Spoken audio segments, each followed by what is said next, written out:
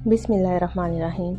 अस्सलातु वस्सलामु अलैका या सय्यदी या रसूल अल्लाह व अला आलिका व अस्हाबिका या नूर अल्लाह।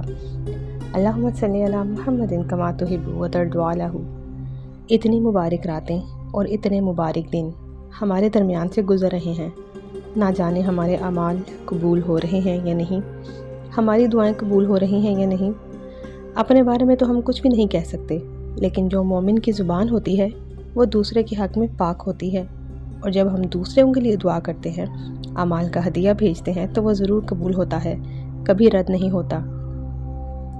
देखें, हम अपनी ज़ुबान से कितने गुनाह करते हैं, यानी जो भी हमारे अमाल हैं वो इतने अच्छे नहीं हैं। ना जाने वो अमाल और दुआएं हमारे हक़ में कबूल हो रही हैं या नहीं हो रही, ये हम नहीं जानते।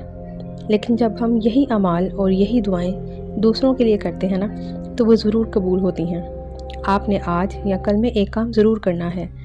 2 रकअत नमाज नफल पढ़कर एक तस्बीह दरूद पाक की, जो आप पढ़ते हैं कोई सा भी, और एक तस्बीह इस्तग़फ़ार की, चाहे आप अस्तग़फ़िरुल्लाह पढ़ लें। तो एक तस्बीह दरूद पाक की और एक तस्बीह इस्तग़फ़ार की पढ़कर जितने भी हुजाज इकराम हैं, यानी जितने भी हाजी हैं, उन सब की रूह को हदिया करना है। नफल हदिया करने हैं, दरूद पाक हदिया करना है और इस्तग़फ़ार हदिया करना है। और दुआ करनी है, ऐ अल्लाह ताला, मैं तेरी बहुत ही गुनाहगार बंदी हूँ।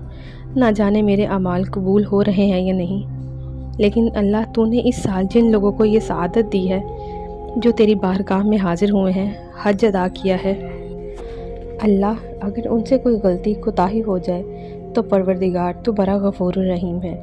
ऐ अल्लाह, इस इस्तग़फ़ार की बरकत से उनके गुनाह माफ़ फरमा दे, कमी पेशी को दूर फरमा दे। और दरूद पाक की बरकत से अल्लाह ताला उनका हज, उनकी दुआएं, उनका वहाँ पे एक एक कदम उठाना, वहाँ जो भी तरीक़ेकार हैं, उनका वहाँ से गुज़रा हुआ एक एक दिन, एक एक रात, यहाँ तक कि उनका एक एक पल अपने शायान शान कबूल फरमा ले। और इसका अजर व सवाब पूरी दुनिया को हदिया फरमा।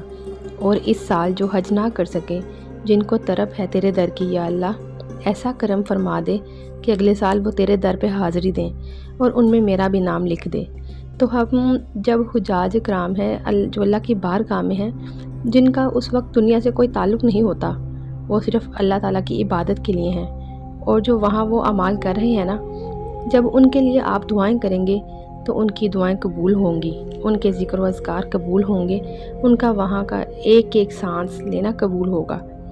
अल्लाह ताला बहुत गफूर रहीम है कि वो आपके भी अमाल और दुआएं ज़रूर कबूल फरमाएगा। और जो उनकी गलतियों को ताहियों की माफ़ी के लिए दुआ मांगेंगे ना, तो इंशाअल्लाह ताला उसकी बरकत से जो हमारी गलतियां हैं, हमारी कोताहियां हैं, अल्लाह ताला वो भी माफ़ फरमा देंगे।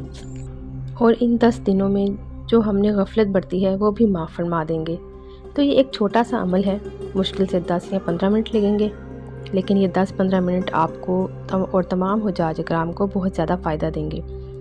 और जब अल्लाह की महलूक के लिए और बंदों के लिए दुआ मांगते हैं ना अल्लाह से, तो उसके बंदों के लिए दुआ मांगते हैं ना जब हम, तो अल्लाह को ये बहुत पसंद है।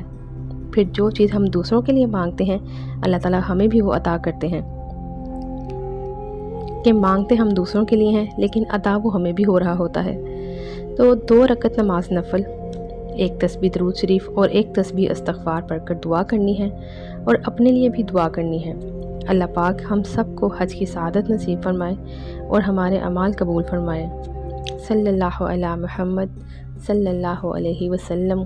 अल्लाहुम्मा सल्लि अला मुहम्मदिन कमा तुहिब्बु व तर्दु अलहु।